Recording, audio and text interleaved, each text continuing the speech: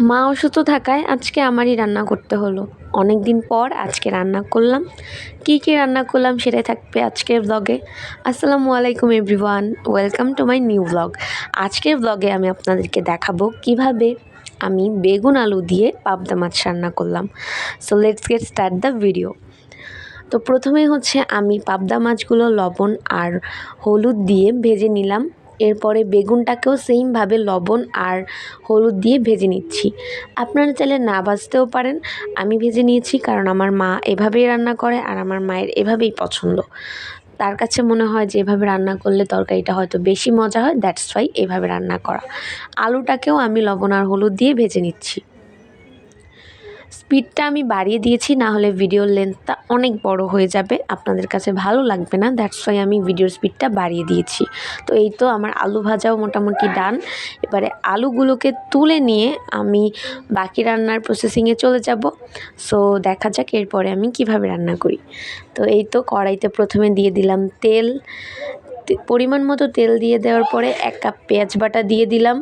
পেঁয়াজ বাটাটা দেওয়ার পরে হচ্ছে ভালো মতো নেড়ে চেড়ে এটাকে ভাজা ভাজা করে নিতে হবে, নাহলে কিন্তু পেঁয়াজের কাঁচা গন্ধটা থেকে যাবে। অনেকে কী করে পেঁয়াজটা হচ্ছে ভাজে না, সাথে সাথেই পানি দিয়ে দেয়। তো সেটা কিন্তু একদমই করা যাবে না, তাহলে পেঁয়াজের কাঁচা গন্ধটা থেকে যাবে। এরপরে পেঁয়াজ ভাজাভাজি হওয়ার পরে আমি 1 কাপ পানি দিয়ে দিলাম। 1 কাপ পানি দিয়ে সুন্দর মতো হচ্ছে কিছুক্ষণ নাড়াচাড়া করে এরপরে আমি বাকি মশলা দিব। তো প্রথমেই আদা আর রসুন বাটা দিয়ে দিলাম। তারপরে হচ্ছে ভালো মতো সেটা নেড়ে চেড়ে নিতে হবে আদা রসুন বাটাটা, যাতে সেটার কাঁচা গন্ধটা একটুটা দূর হয়ে যায়। এরপরে একে একে হলুদের গুঁড়া, মরিচের গুঁড়া এবং জিরার গুঁড়াটাও আমি দিব, এরপরে দেখতেই পাবেন আপনারা। এই তো জিরার গুঁড়াও দিয়ে দিলাম। এটা হচ্ছে কাঁচা জিরার গুঁড়া, আপনারা চাইলে ভাজা জিরার গুঁড়াটাও দিতে পারেন, কিন্তু কষানোর টাইমে কাঁচা জিরার গুঁড়া দেওয়াটাই ভালো, আর ভাজা জিরার গুঁড়া হচ্ছে রান্না নামানোর আগে দিলে ভালো হয়। এরপরে আমি 1 কাপ পানি দিয়ে এই মশলাটাকে আবারও সুন্দর করে কষিয়ে নিব। সুন্দরভাবে নেড়েচেড়ে কষিয়ে নিচ্ছি। এবারে লবণটাও দিয়ে দিলাম, কারণ লবণ ছাড়া তো কোনো রান্না কমপ্লিটই হবে না। সো এই তো এবারে এই মশলাটাকে ভালোভাবে কষিয়ে নিতে হবে। আমার কাছে মরিচটা একটু কম মনে হয়েছিল বলে আমি আবার একটু মরিচের গুঁড়া দিয়ে দিয়েছি এবং ভালো করে হচ্ছে কষিয়ে নিচ্ছি। একটু ঢেকে দিব, তাহলে সুন্দর তাড়াতাড়ি কষানো হয়ে যাবে। তো এবারে ঢাকনাটা খুলে আমি কিছুক্ষণ পরে দেখব যে কী অবস্থা। দেখতেই পাচ্ছেন যে তেলটা উপরে ভেসে উঠেছে। এখন হচ্ছে সুন্দরভাবে কষিয়ে নিতে হবে। আমি কষাচ্ছি। এই তো কষানো মোটামুটি ডান, দেখতেই পাচ্ছেন। এবারে কিন্তু সবজিগুলো দিয়ে দিব। আমি বেগুন আর আলু যে ভেজে রেখেছিলাম সেগুলো দিয়ে দিলাম। এবার সুন্দর করে নেড়েচেড়ে মশলার মধ্যে সবজিগুলোকে কষিয়ে নিতে হবে, সুন্দর করে কষাবেন। তো এই তো আমি কষিয়ে নিচ্ছি। এবারে হচ্ছে হালকা হালকা পানি ছেড়ে দিয়েছিল, আবার আমি কিছুটা পানি অ্যাড করেছিলাম, সেই ক্লিপটা ডিলিট হয়ে গেছে। তো এবার আমি একটু ঢেকে দিচ্ছি যাতে ভালোভাবে মশলার সাথে সবজিগুলো কষানো হয়ে যায়।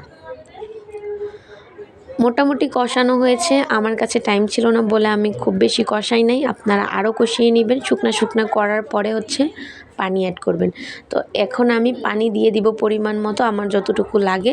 যেহেতু আমার বেগুন আর আলুটা ভাজা আছে, অলরেডি রান্না করাই আছে, তাই জন্য আমি আর হচ্ছে বেশি পানি দিলাম না। যতটুকু ঝোল লাগে তার চেয়ে একটু বেশি দিয়েছি, যাতে মোটামুটি রান্নাটা কমপ্লিট হয়ে যায়।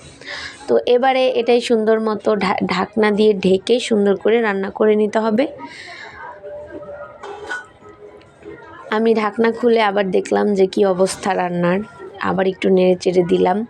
মোটামুটি চেহারাটা ভালোই এসেছে, অনেক দিন পর রান্না করেছি, খুব একটা ভালো রান্না পারিও না, সে অনুযায়ী আলহামদুলিল্লাহ ভালো হয়েছে। এরপরে হচ্ছে আমি মাছগুলো দিয়ে দিলাম, কারণ মাছটার মধ্যেও একটু মশলা ঢুকতে হবে, নাহলে মাছটা ভাজা মাছের মতোই লাগবে। তো মাছটা দিয়ে একটু নেড়ে চেড়ে দিলাম।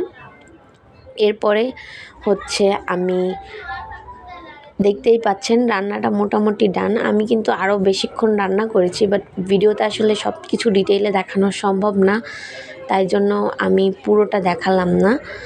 রান্না হয়ে গেছে আমার, আপনারা কিছুক্ষণ জাল করে নিলেই কিন্তু মাছটা রেডি হয়ে যাবে। এই তো আমি যতটুকু ঝোল রাখার রেখে দিয়েছি, দেখতেই পাচ্ছেন এটা হচ্ছে আমার রান্নার ফাইনাল লুক। খুব সুন্দর হয়েছে অ্যান্ড খেতে অনেক মজা হয়েছিল, সবাই অনেক প্রশংসা করেছে। আপনারা চাইলে